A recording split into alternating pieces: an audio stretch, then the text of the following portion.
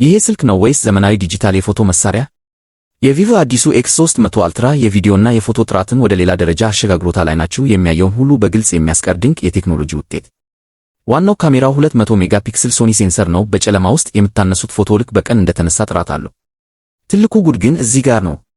ሌላ 200 ሜጋፒክስል ፓይሮስኮፕ ቴሌስኮፕ ካሜራ አለው። ከሩቅ የምታዩትን ነገር ልክ አጠገባችሁ እንዳለ አድርጎ ነው የሚቀርጸው። የጨረቃ ፎቶ ለማንሳት ከዚህ የተሻለ ስልክ በጭልጭታ ብርሃን ወይም በጨለማ ውስጥ የምታነሱት ምስል ልክ እንደ ቀትር ፀሐይ ብሩህና ጥራት ያለው ነው።